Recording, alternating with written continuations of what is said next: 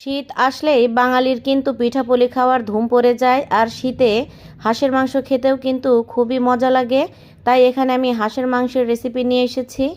আর আমাদের বাসায় কিন্তু সবাই খুব এই হাঁসের মাংস আর রুটি পছন্দ করে। এখন আমি একটা কড়াইতে 1 চামচ জিরা শুকনা করে ভেজে তুলে নেব। আর এটা আমি পরে ব্যবহার করব। আমি কখন ব্যবহার করব আমি দেখিয়ে দেব। অবশ্যই এই রেসিপিটা না টেনে দেখতে থাকুন।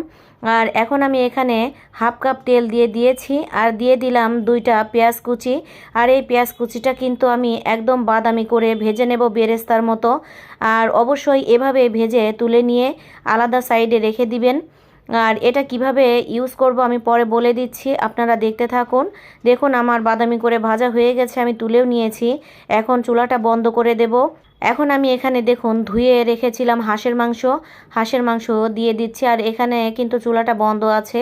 দিয়ে দিলাম 1 কাপ পেঁয়াজ বাটা, দিয়ে দিয়েছি 2 চামচ করে আদা বাটা ও রসুন বাটা, দিয়ে দেব 2 চামচ মরিচ গুঁড়া, দিয়ে দেব 1 চামচ জিরা গুঁড়া ও 1 চামচ হলুদ গুঁড়া।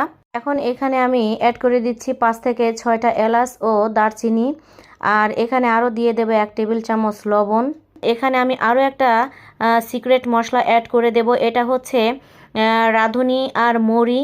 এটা আমি ভেজে পাটায় বেটে 1 চামচ ব্যবহার করছি। আর হাঁসের মাংসে যদি এই মশলাটা ব্যবহার করেন তাহলে হাঁসের মাংসের কোনো গন্ধই থাকবে না। আর এই মাংসটা আপনি যাকেই খাওয়াবেন সেই আপনার কাছে রেসিপি জানতে চাইবে। এখন আমি একটা খুন্তির সাহায্যে এটাকে ভালো মতো মেখে নিচ্ছি। চুলা ধরিয়ে আমি একটা ঢাকনা দিয়ে ঢেকে দিয়েছিলাম, কারণ এটা অনেকক্ষণ ধরে কষাতে হবে। হাঁসের মাংসটা কিন্তু একটু শক্ত টাইপের হয়। আর এটা যত ভালো করে কষাতে পারবেন হাঁসের মাংসের স্বাদ ততই বেড়ে যাবে। দেখুন আমি আবারও ঢেকে অপেক্ষা করব 10 মিনিট। 10 মিনিট পরে আমি ঢাকনা তুলে দেখাচ্ছি। দেখুন এটা কষাতে কষাতে তেল উঠে এসেছে।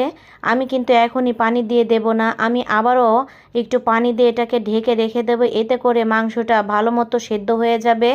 আর লবণ ঝাল মশলা সব মাংসের মধ্যে খুব সুন্দর করে ঢুকেও যাবে।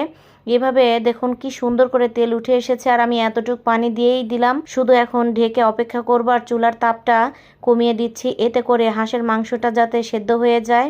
আর মাঝে মাঝে ঢাকনা তুলে একটু নেড়েও দিতে হবে। যারা বলেন হাঁসের মাংস থেকে গন্ধ আসে তারা অবশ্যই আমার এই রেসিপিতে একবার হলেও ট্রাই করে দেখবেন, তাদের ধারণাই পুরো পাল্টে যাবে। এখন আমি এখানে ঝোল দিয়ে দিয়েছি একবারে। দেখুন কত সুন্দর হয়েছে। আর আমি যেহেতু অনেকক্ষণ কষিয়ে নিয়েছি তাই অতিরিক্ত ঝোল দেইনি। আমি এখানে দেখুন 20 মিনিট পরে তুলে নিয়েছি। আর হাঁসের মাংসটা কিন্তু ভালো মতো সেদ্ধও হয়ে গেছে। আর আমি যে প্রথমে 1 চামচ জিরা আর পেঁয়াজ ভেজে রেখেছি